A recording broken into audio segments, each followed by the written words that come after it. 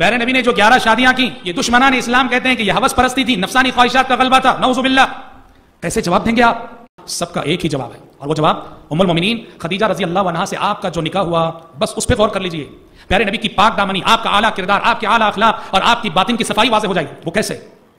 آپ کو معلوم ہے مائی خدیجہ رضی اللہ عنہا جو آپ کی پہلی بیوی تھی نبی کریم صلی اللہ علیہ وسلم کی، ہم سب جانتے ہیں خدیجہ رضی اللہ عنہا بیوہ تھی آپ صلی اللہ علیہ وسلم کی جب کہ پہلی شادی. جو پیغمبر، جو رسول اپنی پہلی نکاح، پہلی شادی کے لیے ایک بیوہ عورت کا انتخاب کرے، ایسے پیغمبر کو نعوذ باللہ شہوت پرستی کا الزام دینا کتنا بڑا انصاف کا خون ہے. اور دوسری بات ہم سب جانتے ہیں خدیجہ رضی اللہ عنہا ایک تو بیوہ تھی، دوسرا مسئلہ یہ ہم سب جانتے ہیں کہ عمر میں بھی کافی فرق تھا. نبی کریم صلی اللہ علیہ وسلم کی عمر 25 سال کی تھی اور خدیجہ رضی اللہ عنہا عمر میں آپ سے 15 سال بڑی تھی، وہ 40 سال کی تھی. اللہ اکبر. عموماً ہوتا یہ ہے کہ لڑکے کی عمر بڑی، لڑکی کی کم ہوتی ہے. یہاں پیارے نبی کا پہلا نکاح جس بیوہ خاتون سے ہو رہا ہے وہ عمر میں آپ سے 15 سال بڑی ہیں. اور سب سے اہم بات جو اس مسئلے میں وہ کیا جانتے ہیں، سب سے اہم بات یہ ہے اور یہی اصل جواب ہے کہ جب تک خدیجہ رضی اللہ عنہا زندہ رہیں پیارے نبی نے کوئی دوسرا نکاح، کوئی دوسری شادی نہیں کی. اور آپ کو معلوم ہے کہ خدیجہ رضی اللہ عنہا کا جب انتقال ہوا پیارے نبی کی عمر کیا تھی؟ نکاح ہوا تو پیارے نبی 25 سال کے تھے اور خدیجہ رضی اللہ عنہا کا جب انتقال ہوا تو پیارے نبی کی عمر تھی 53 سال، 50 پر 3 سال. کیا مطلب؟ پوری جوانی پیارے نبی نے ایک بیوہ عورت کے ساتھ گزار دی، ایک بیوہ بیوی کے ساتھ گزار دی. دیکھیے سبحان اللہ، پوری جوانی ہی تو ہوتی ہے، خواہشات کا مرحلہ، نفس کے غلبے کا جوانی ہوتی ہے. جو پیغمبر اپنی پوری جوانی ایک بیوہ عورت سے نکاح کر کے گزار دے، اس پیغمبر کو نعوذ باللہ شہوت پرستی کا الزام دینا یہ انصاف کا کتنا بڑا خون نہیں ہے؟ اب سوال یہ پیدا ہوتا ہے اگر 50 پر 3 سال تک پیارے نبی کی صرف ایک ہی بیوی تھی تو باقی زندگی میں جو 10 شادیاں ہوئی وہ کیوں اور اس کا پس منظر کیا؟ ہاں یہ جاننے کی بات ہے. یاد رکھیے باقیہ جو 10 شادیاں ہوئی آپ صلی اللہ علیہ وسلم کی بڑے پاکیزہ مقاصد کے لیے، بڑے اعلیٰ مقاصد کے لیے، جس سے آپ صلی اللہ علیہ وسلم کے کریمانہ اخلاق معلوم ہوتے ہیں. 3 یا 4 اہم مقاصد ہیں. 53 سال کے بعد جو آپ نے نکاح کیے، شادیاں کی، ان کے پیچھے بہت ہی عظیم مقاصد تھے. آئیے دیکھتے ہیں کیا مقاصد تھے، کیا اسباب تھے، کیا ریزن تھے کہ جو آپ صلی اللہ علیہ وسلم نے اتنے نکاح کی. سب سے پہلا سبب، آپ نے بعض خواتین سے نکاح کیا اس مقصد کی خاطر کہ وہ ایسی خواتین تھیں جو اسلام لائیں اور اسلام لا کر انہوں نے دین کے لیے، اللہ کے لیے بڑی قربانیاں دیں اور قربانیاں دینے کے بعد بیوہ ہو گئیں، ان کے شوہر انتقال کر گئے، بے سہارا ہو گئیں، اکیلی ہو گئیں اور ان میں سے بعض کے پاس ننھے چھوٹے بچے، پریشان ہو گئیں. پیارے نبی نے ان بے سہارا بیواؤں کو سہارا دینے کے لیے اور اسلام کے لیے انہوں نے جو قربانیاں دی دنیا میں اس کے ایک بدلے کے طور پر ان سے نکاح کیا تاکہ انہیں ام المومنین ہونے کا شرف حاصل ہو کہ یہ وہ خاتون ہے جو قیامت تک آنے والے مسلمانوں کی ماں ہے. قیامت تک آنے والے مسلمان اس خاتون کی قربانیوں کا صلہ اس حیثیت سے دے کہ اس خاتون کا جب بھی نام لے تو پہلے ام المومنین کہیں، اس کے بعد اس کا نام لیں، قربانیوں کا بدلہ دینے کے لیے. اس کو آپ سمجھ سکتے ہیں، 2 مثالیں میں آپ کے سامنے دیتا ہوں. ام حبیبہ رضی اللہ عنہا جو آپ صلی اللہ علیہ وسلم کی ایک زوجہ ہیں، ام المومنین رضی اللہ عنہا. ام حبیبہ سے آپ کا نکاح ہوا. دیکھو کہ ام حبیبہ سے آپ کا جو نکاح ہوا کس پس منظر میں ہوا اور کن حالات میں ہوا. ام حبیبہ رضی اللہ عنہا ایک تو اسلام لائیں، اسلام لانے کے بعد اپنے شوہر عبید اللہ بن جہش کے ساتھ مکہ چھوڑ کر انہوں نے حبشہ ہجرت کی. جو مہاجرین مکے میں ستائے گئے اور ستائے جانے کی وجہ سے مکہ چھوڑ کر انہوں نے حبشہ ہجرت کی، اس میں ام حبیبہ رضی اللہ عنہا اپنے شوہر عبید اللہ بن جہش کے ساتھ گئی تھی. بہت بڑی قربانی. لیکن وہاں جانے کے بعد، ہجرت کرنے کے بعد ہوا یہ کہ ان کے جو شوہر عبید اللہ بن جہش تھے نعوذ باللہ وہ مرتد ہو گئے، کرسچن بن گئے. ام حبیبہ رضی اللہ عنہا نے بہت سمجھایا اپنے شوہر کو پر وہ شخص مانا نہیں، مرتد ہو گیا. سوچو کتنی بڑی بات ہے، ایک خاتون اسلام لاتی ہے اور اللہ کی رضا کی خاطر اتنی بڑی قربانی دیتی ہے، مکہ چھوڑ کر ایک اجنبی مقام پہ جاتی ہے اور اس اجنبی مقام پہ شوہر اتنا بڑا دھوکہ کرتا ہے، کرسچن بن جاتا ہے، اکیلی ہو گئی، تنہا ہو گئی.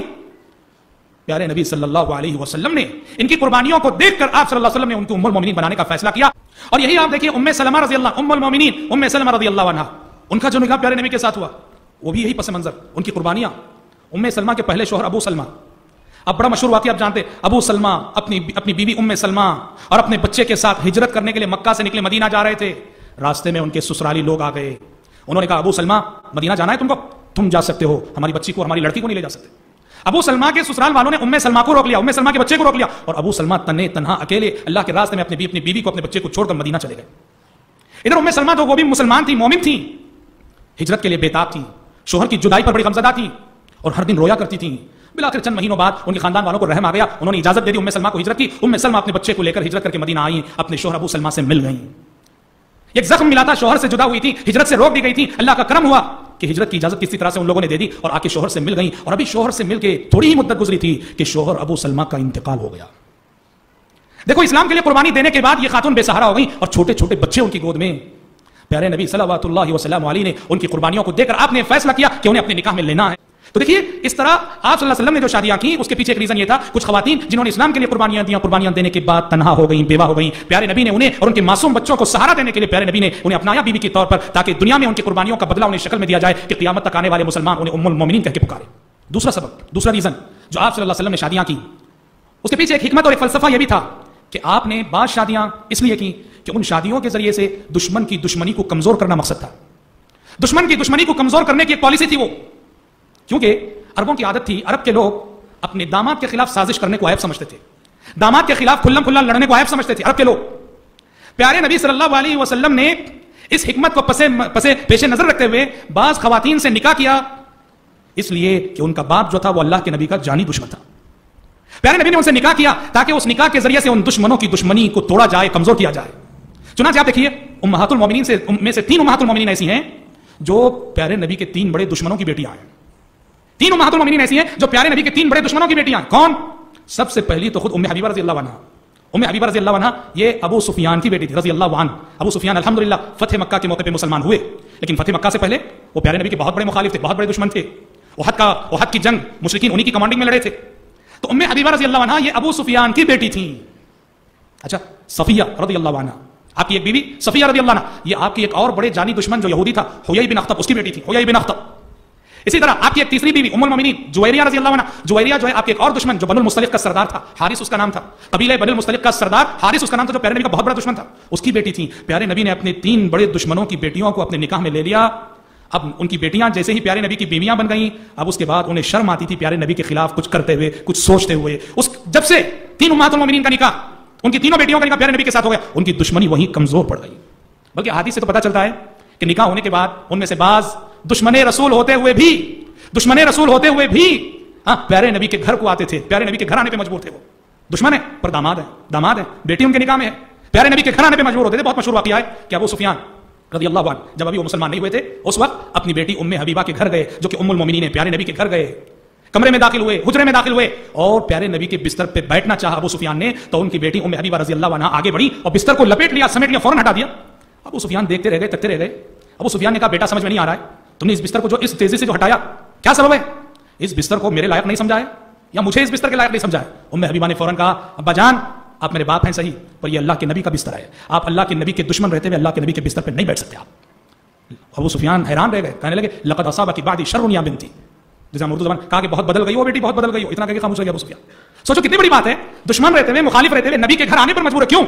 یہ پیارے نبی کی وہ حکیمانہ تدبیر، دشمن کی دشمنی کو کمزور کرنے کے لیے آپ صلی اللہ علیہ وسلم نے ان کی بیٹیوں کو اپنے نکاح میں لیا۔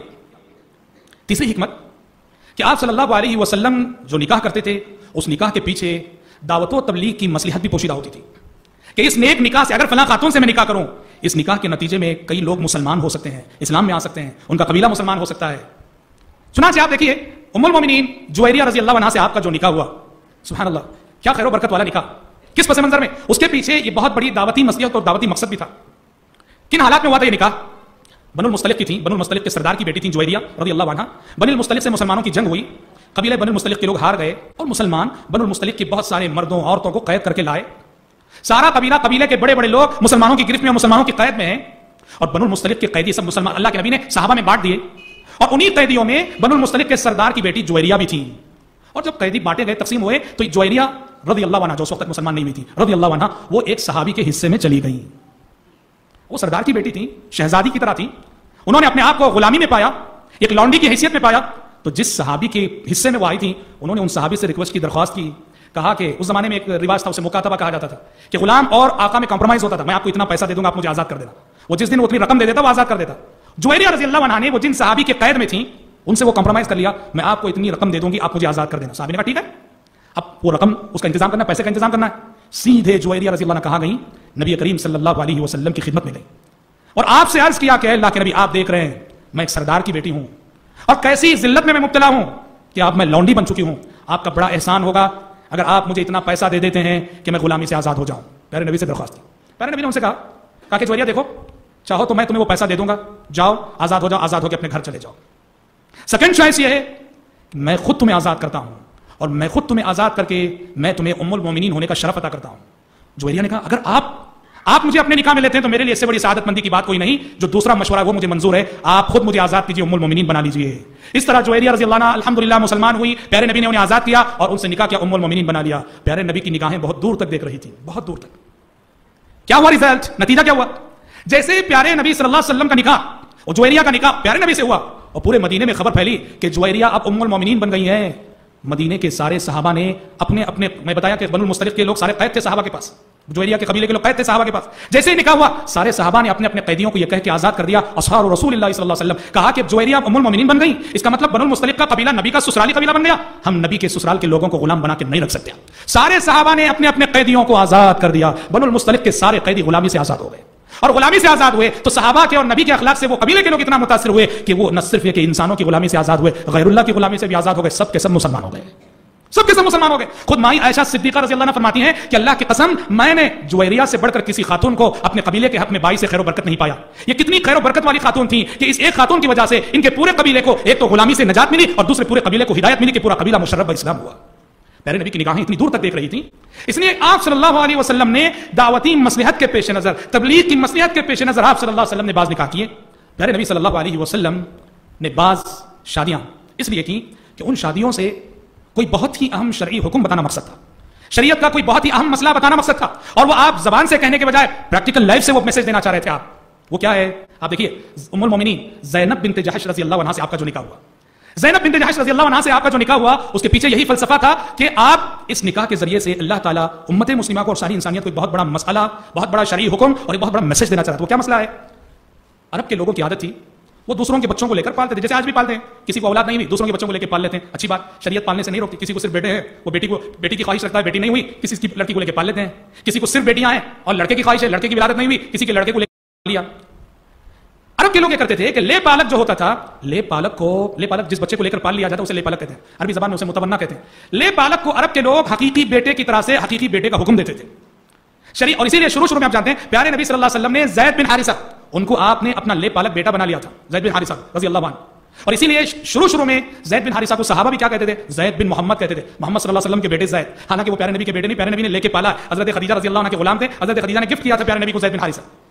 عرب کی اس روایت کے مطابق زید بن محمد کہلاتے تھے وہ۔ شریعت کا حکم یہ ہے، سورہ احزاب میں یہ احکامات موجود ہیں کہ آپ دوسروں کے بچوں کو لے کر پال تو سکتے ہیں لیکن اسے حقیقی اولاد کا حکم نہیں دے سکتے، لے کر پالو لیکن جب بھی اس کا باپ کون ہے اس کے حقیقی باپ ہی کا نام لکھنا، باپ کی جگہ اپنا نام نہیں لکھ سکتے آپ، ہاں سرپرست کے طور پر لکھ سکتے ہیں، کون سرپرست ہے میں وہ لکھ سکتے ہیں، لیکن زید کو آپ نے لے کے اگر پالا ہے، اگر اس کے باپ کا نام بکر تھا وہ ہمیشہ زید بن بکر ہی کہلائے گا۔ آپ عمر ہیں اور آپ نے لے کے پالا ہے، آپ اسے کبھی زید بن عمر نہیں لکھ سکتے۔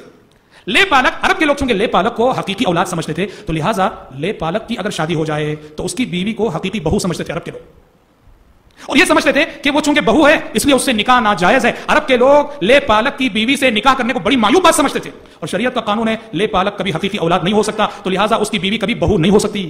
لہٰذا اگر لے پالک ہم نے جس بچے کو لے کے پالا تھا وہ کل اگر اپنی بیوی کو طلاق دے دیتا ہے ہم اس سے نکاح کر سکتے ہیں۔ یہ میسج دینا مقصود تھا، اس لیے کہ زینب بنت جحش رضی اللہ عنہ کا پہلا نکاح پیارے نبی کے لے پالک جو تھے زید بن حارثہ ان سے ہوا تھا۔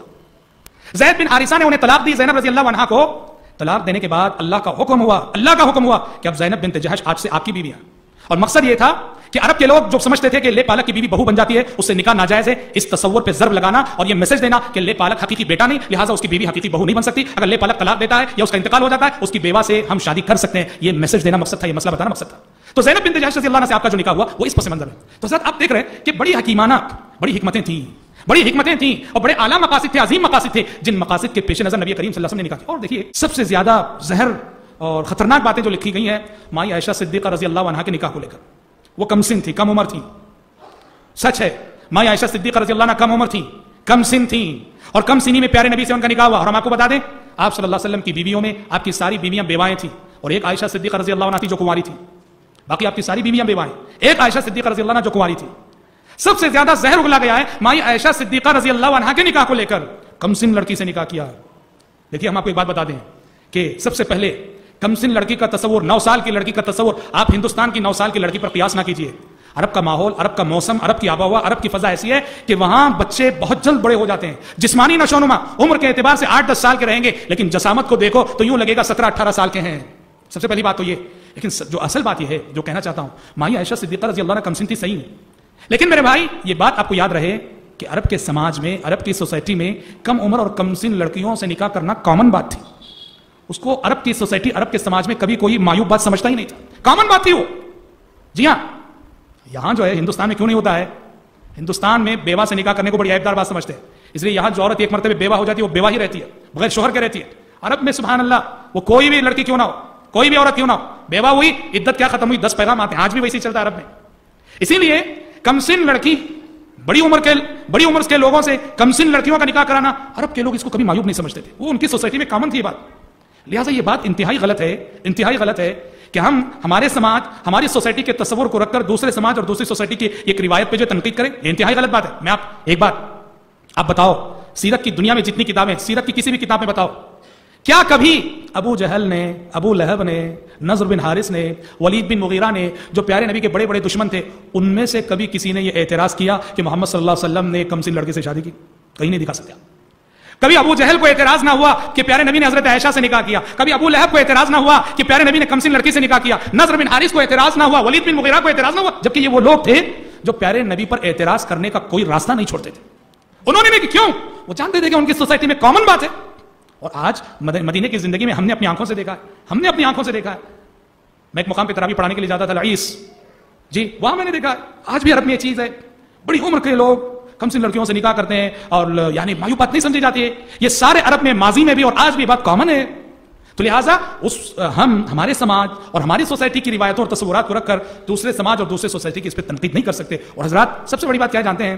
پیارے نبی صلی اللہ علیہ وسلم کے اعلیٰ اخلاق اور کردار، بلکہ ہم یہ کہہ سکتے ہیں یہ بھی آپ کے کیریکٹر کا ایک معجزہ تھا. آج آپ دیکھتے ہیں جس شخص کے پاس 2 یا 3 یا 4 بیویاں ہیں، دیکھو اس کی زندگی میں کتنے ٹینشن ہوتے ہیں. کتنے لوگ ہیں 2 شادی کرنے کے بعد زندگی میں کبھی دونوں بیویوں کا آمنا سامنا نہیں ہوا، 2 بیویاں پوری زندگی میں کبھی آمنا سامنا نہیں ہوا. اور 3-4 شادیاں کرنے کے بعد زندگی اتنی الجھنوں میں گزرتی ہے، ہمیشہ 100 کا نام جھگڑا، ہمیشہ.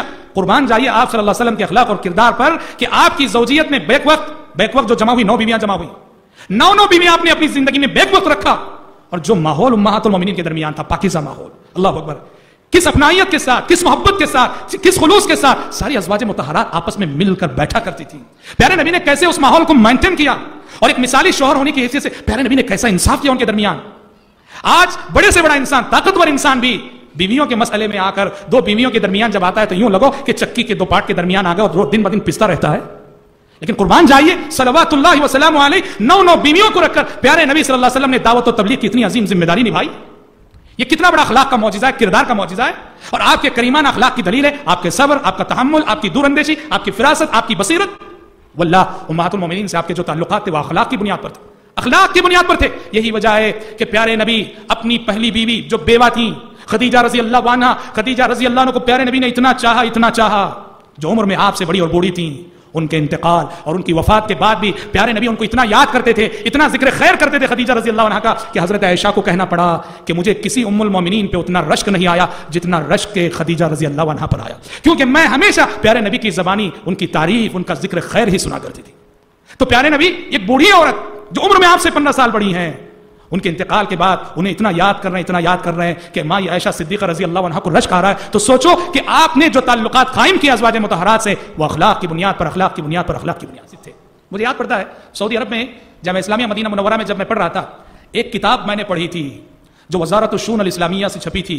اس کتاب میں ایک ڈیبیٹ ہوا تھا، ڈیبیٹ کی تفصیلات تھی، مناظرہ ہوا تھا مسلمانوں اور کرسچنوں کے درمیان، اور ڈیبیٹ کا ٹاپک یہی تھا پیارے نبی کی 11 شادیاں. اور اس ڈیبیٹ اور اس مناظرے کا رزلٹ یہ نکلا تھا کہ ڈیبیٹ اور مناظرے کے بعد جو کرسچن مناظر تھے وہ مسلمان ہو گئے تھے، پیارے نبی کے اعلیٰ اخلاق کے قائل ہو گئے تھے. کیونکہ جو شخص انصاف کے ساتھ دیکھے گا تو آپ صلی اللہ علیہ وسلم کی ان 11 شادیوں میں کہیں بھی نعوذ باللہ ثم نعوذ باللہ وہ شہوت کی بات، خواہشات کی بات کہیں نظر نہیں آئے گی. تو حضرات یہ بہت بڑی بات ہے، ایک ایسا موضوع تھا جس کو جاننا بہت ضروری ہے، جس کو چھیڑے بغیر ہم نہیں رہ سکتے تھے. اس لیے کہ جیسے کہ ہم نے کہا آج ہمارے نوجوان نیٹ پہ بیٹھتے ہیں، جو کچھ لکھا گیا پڑھ لیتے ہیں، کنفیوز ہو جاتے ہیں اور بہت سارے شبہات پالنے لگتے ہیں. میں سمجھتا ہوں کہ جو باتیں آپ کے سامنے اس موضوع کے حوالے سے بتائی گئی، آپ ان باتوں کو رکھ کر آپ کسی سے بھی آپ بحث کر سکتے ہیں. کوئی آپ سے یہ موضوع کو چھیڑے آپ اس کو اطمینان بخش جواب دے سکتے ہیں.